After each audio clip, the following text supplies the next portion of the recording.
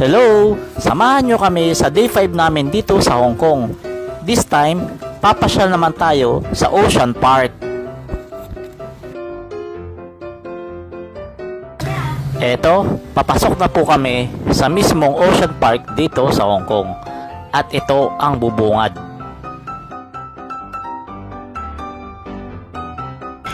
Yung Ocean Park nila dito sa Hong Kong ay parang sa atin lang din. Maraming mga maliliit na aquarium at punong-puno ng isda. Gaya ng nakikita nyo sa video, madilim ang paligid at yung mga aquarium nila ay umiilaw. Gayang-gaya talaga ng Ocean Park natin sa Pilipinas.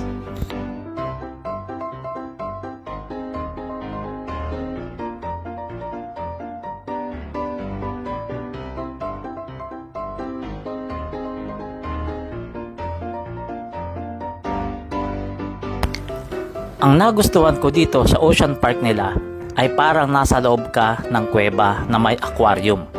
Gaya ng nakikita nyo. Parang kuweba talaga yung paligid namin. Tapos ito na yung pinakamalaking aquarium nila na punong-puno ng mga isda. At may diver pa na nagpapakain ng isda. Tingnan nyo, napakaganda tingnan.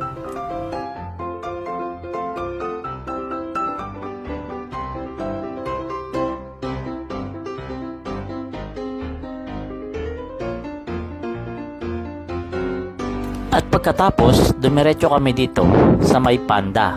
Kaso walang panda ngayon dito na available. Kung hindi, yung golden monkey lang daw.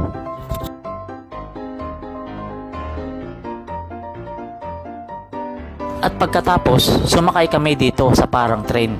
Nadadalahin kami sa kabilang dimension ng Ocean Park. Opo, tama po ang narinig nyo. Parang dalawang dimension ang Ocean Park nila rito. Eto, makikita nyo paglabas namin.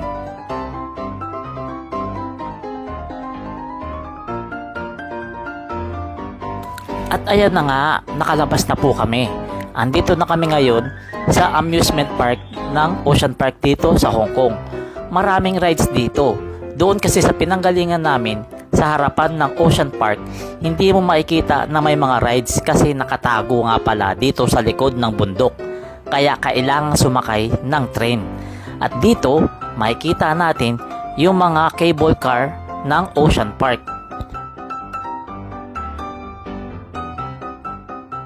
Napakaraming rides dito sa loob ng Ocean Park dito sa Hong Kong. Talagang mamimili ka na lang. May mga roller coaster, bumper, at etc. etc. Talagang mga nakakatakot. Pero dito kami sumakay kasi ito lang ang gusto ko. Itong parang salbabida na nasa ilog. Yan. Sasakay kami dyan. Tapos babasain kami ng mga tao. At ang maganda pa dyan, talagang mababasa kami. Kasi nasa ilog nga itong salbabida na ito. Gaya ng nakikita ninyo. Gaya ng nakikita nyo, sa mga panahon na yan ay basang-basa na talaga kami. Dahil mismong mga audience ang bumabasa sa amin. At yung mga talsik ng ilog ay talagang napupunta sa amin.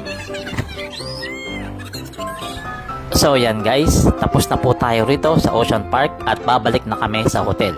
Salamat!